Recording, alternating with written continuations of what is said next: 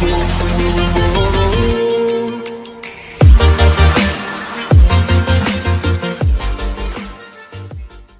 Friends, welcome to my YouTube channel which is ECS construction.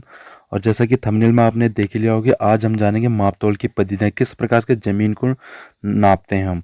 पुराने समय में किस प्रकार से ज़मीन को मेजरमेंट करते थे, अब किस प्रकार से ज़मीन की मेजरमेंट, लैंड मेजरमेंट करते हैं, उसके बारे में हम जानेंगे। लेकिन उससे पहले आप मेरे चैनल ईसीएस कंस्ट्रक्शन को सब्सक्राइब जरूर करें। जो नए यूजर्स हैं सब्सक्राइब करना ना भूलें, और साथ ही साथ बेल आइकन भी प्रेस करें ताकि जो भी वीडियो डालूं मैं तुरंत नोटिफिकेशन आपके पास पहुंच जाए। और वीडियो पसंद आती है तो लाइक करें, एंड तक देखिए वीडियो। ठीक है दोस्तों, तो चलिए स्टार्ट करते हैं आज का टॉपिक। सबसे पहले हम जानेंगे 1 इंच में होते हैं 2.5 सेंटीमीटर। ठीक है, 1 फीट में होते हैं 12 इंच, 1 मीटर में होते हैं 3.28 फीट। ठीक है, और 1 वर्ग मीटर में होता है 10.75 फीट। अब आप बोलेंगे 10.75 फीट कैसे, तो कुछ नहीं, वर्ग मीटर निकालना है, एरिया निकालना है, तो 1 × 1 × 3.28 कर देंगे। तो 1 × 1 कितना हो गया, 1। 1 गुणा गया 1 कितना है, 1 वर्ग मीटर। 3.28 गुणा 3.28 करेंगे 10.75, 10.75, सॉरी यहाँ पे वर्ग, यह आएगा वर्ग फीट। ठीक है, 10.75 वर्ग फीट। ठीक है, अब हम जानेंगे 1 गज में। 1 गज में होते 3 फीट, और 1 वर्ग गज में कितना, 9 वर्ग फीट। सेम है ही, 1 गुणा 1 3 गुणा 3, 1 गुणा 1 3 गुणा 3 करेंगे तो 1 गुणा गया 1 कितना है, 1 वर्ग गज, 3 गुणा गया 3 कितना, 9 वर्ग फीट। ठीक है दोस्तों, आप चलते हैं हम। आप क्या अभी भी कहीं पे गांव में, पहाड़ में इस प्रकार से ज़मीन को खरीदते हैं, बेचते हैं, तो इसलिए पता होना चाहिए कि किस प्रकार से मेजरमेंट करते हैं। ठीक है, तो हम जानेंगे एक नाली में होता है 16 मुट्ठी, या एक नाली में 240 वर्ग गज, या एक नाली में 2160 वर्ग फीट। अगर सब में दिक्कत हो रही है, आप फीट में तो आप मेजरमेंट कर ही सकते हैं।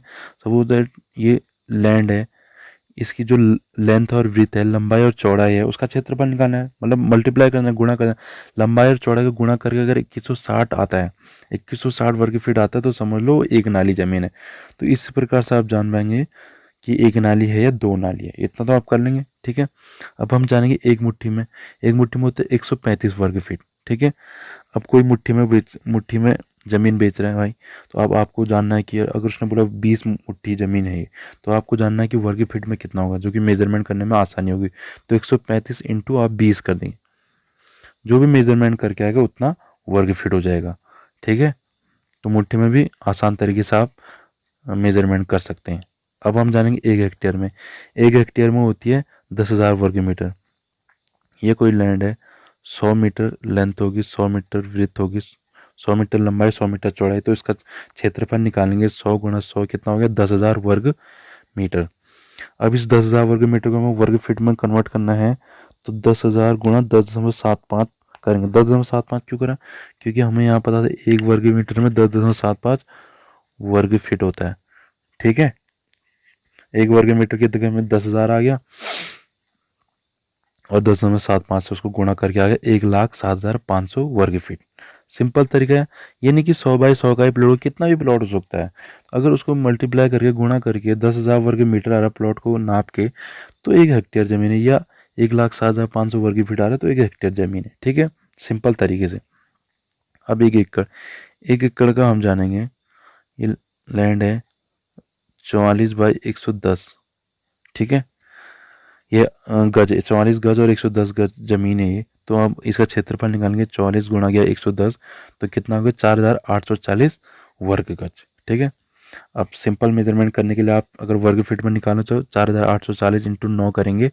इंटू 9 क्यों, क्योंकि हमने यहाँ देखा था 1 वर्ग गज में 9 वर्ग फीट होते हैं। ठीक है, तो 4,840 गुणा 9 कितना हो गया, 43,560 वर्ग फीट हो गया। सिंपल सा तरीका है। ठीक है, कोई भी लैंड को मेजर, लंबाई और चौड़ाई को मल्टीप्लाई करके आपका अगर 4,840 वर्ग गज या वर्ग फीट में 43,560 वर्ग फीट आ रहा है, तो 1 एकड़ जमीन होगी।